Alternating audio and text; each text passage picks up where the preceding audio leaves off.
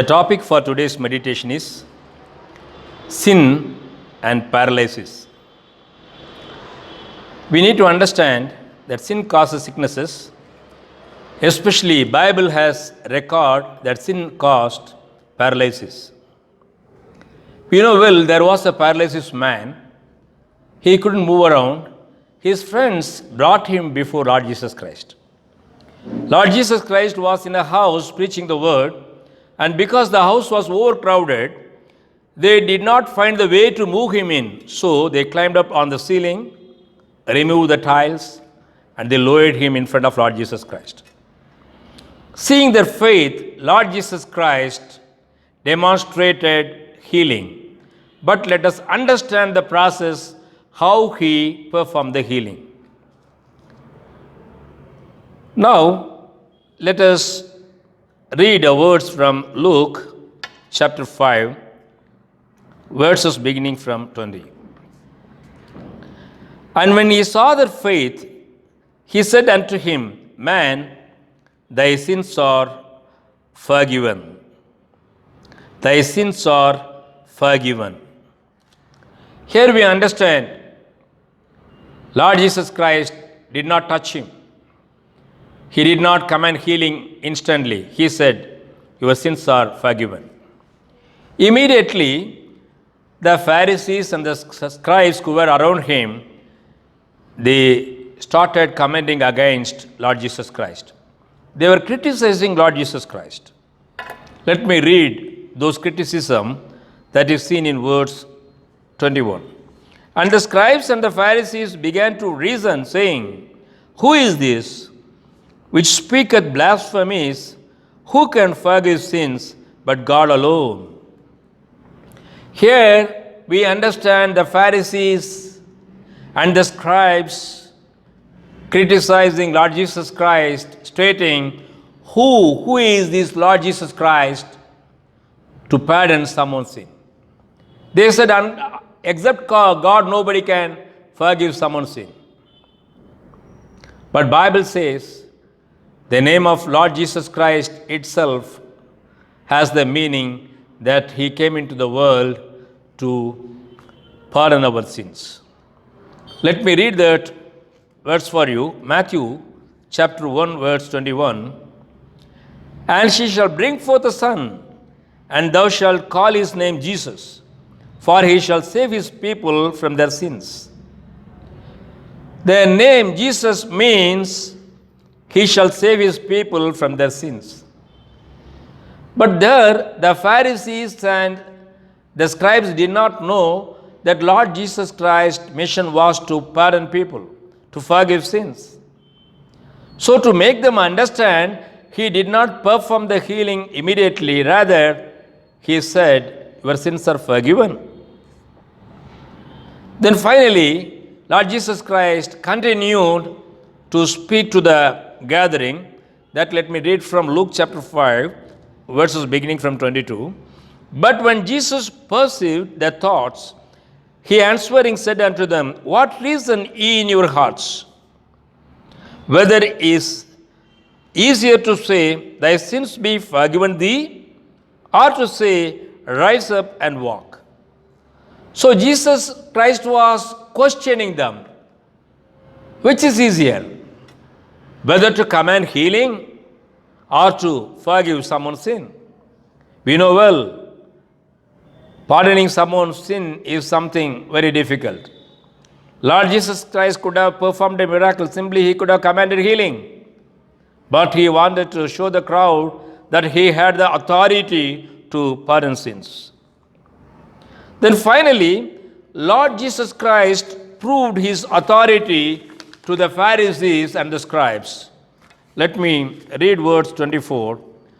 But that ye may know that the Son of Man hath power upon earth to forgive sins, he said unto the sick of the palsy, I say unto thee, Arise, and take up thy couch, and go into thine house. So there he wanted to prove to the Pharisees and the people who were around them that he had the authority to forgive sins. So he commanded healing. So right in front of their eyes, this man, he carried his bed and walked away in front of them. So dear brothers and sisters in Christ, from this incident we understand our Lord Jesus Christ has the authority to absolve or pardon our sins. He can save us from our sins because his main mission is to forgive sins. He became the sacrifice for our sins. Similar incident has been recorded in the book of John chapter 5. At Bethesda, there was a man lying down for 38 years. Lord Jesus Christ approached him, talked to him, and asked him whether he was really interested to get healed. He said yes. Then Lord Jesus Christ healed him. After the healing took place, Lord Jesus Christ met him in the temple. So at the temple, Lord Jesus Christ gave him an advice. Let me read that advice for all of us. John chapter 5, verse 14. Afterward, Jesus findeth him in the temple and said unto him, Behold, thou art made whole. Sin no more, lest a worse thing come unto thee. So here we see Lord Jesus Christ advise that person saying, don't sin anymore. If you would sin anymore, Jesus says, you might invite more trouble. So, what we understand here, if we sin, we will definitely invite trouble for us. Most of the time we have a question in us. Why these things are paralyzed in my life? Why am I not getting a job? Why am I not getting healed? Why there is no joy or peace in my family? Why things are paralyzed? Maybe sins are there, or we are in sins. Maybe our sins are not pardoned. But Lord Jesus says, He is ready to forgive us. What does sin do? We understand sin breaks our relationship with God. Let us read a verse from Isaiah chapter 59, verse 2. But your iniquities, I should understand my iniquities, have separated between you and your God, and your sins have hid his face from you, that he will not hear.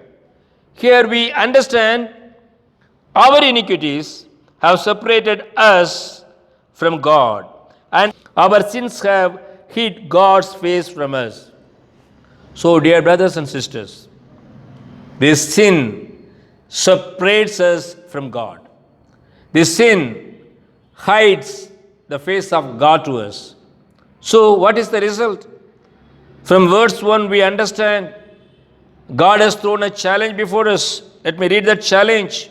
Behold, the Lord's hand is not shortened that it cannot save, neither his ear heavy that it cannot hear. So God says, his hands are not shortened that he cannot help us.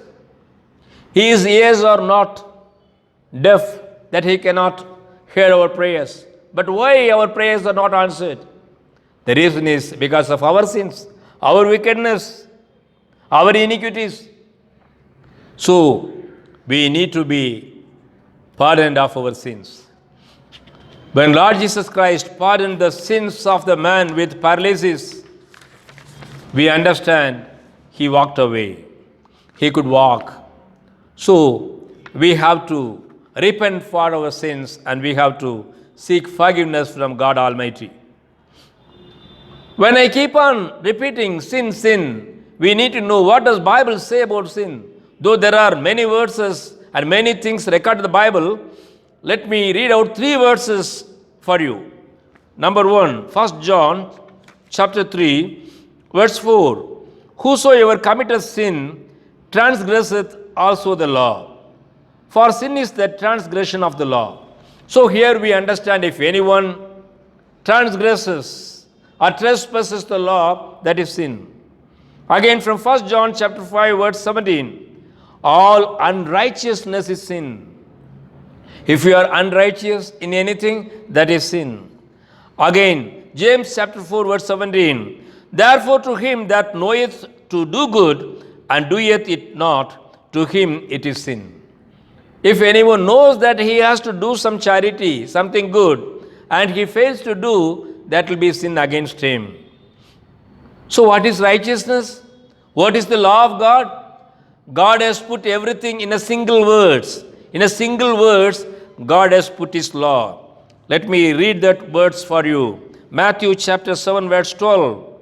Therefore all things, whatsoever ye would that men should do to you, do ye even so to them, for this is the law and the prophets. When we want someone to do good to us, we have to return good to others. Because we always expect good things from others.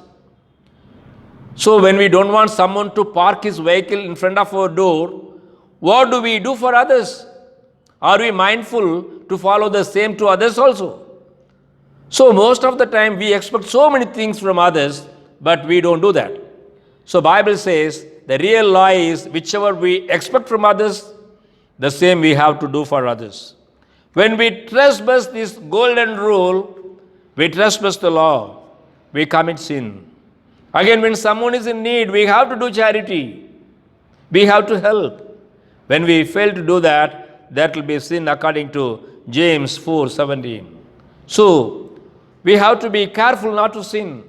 Sin might or sin will bring us sicknesses. Sin will paralyze so many blessings in our lives. So, we have to be careful. Now, what we need to do that we can get rid of our sins or we can be pardoned of our sins. 1 John chapter 1 verse 7. But if we walk in the light as he is in the light, we have fellowship one with another. And the blood of Jesus Christ, his Son, cleanseth us from all sin. Here we understand the blood of Lord Jesus Christ will cleanse us from all our sins. So we have to seek forgiveness from Lord Jesus Christ.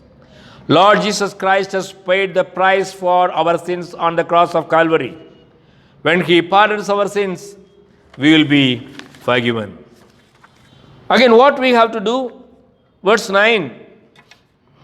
If we confess our sins, he is faithful and just to forgive us our sins and to cleanse us from all unrighteousness.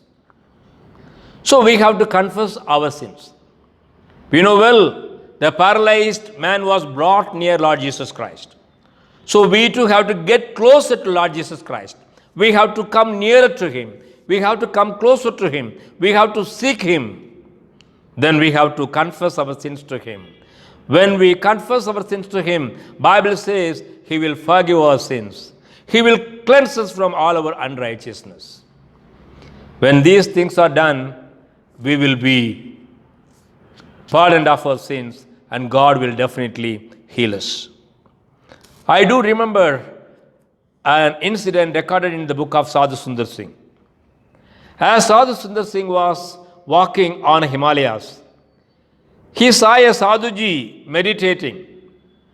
Even as the Sadhuji was meditating, he was raising his right hand.